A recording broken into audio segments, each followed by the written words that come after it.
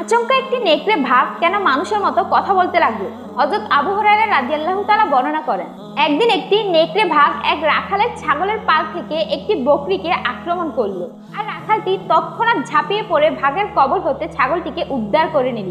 এরপর নেকড়ে ভাগটি বড় আফসোস করে সেই রাখালকে উদ্দেশ্য করে বলে উঠল, আল্লাহ তাআলা আমাকে যে খাবার দান করেছেন তুমি তা আমার থেকে ছিনিয়ে নিলে।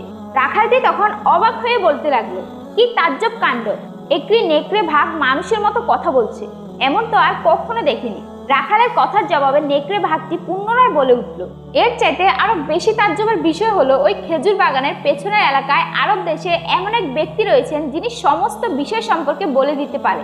আর এই কথা দ্বারা নেকড়ে ভাগটি আল্লাহর নবী হযরত মুহাম্মদ সাল্লাল্লাহু আলাইহি ওয়াসাল্লামকে বুঝিয়েছে। আর সেই রাখালটি ছিল ইহুদি। ওই ঘটনার পরে রাখালটি রাসূল পাক সাল্লাল্লাহু আলাইহি ওয়াসাল্লামকে খুঁজে বের করে এবং ওনার হাতে ইসলাম ধর্ম গ্রহণ করে। সুবহানাল্লাহ।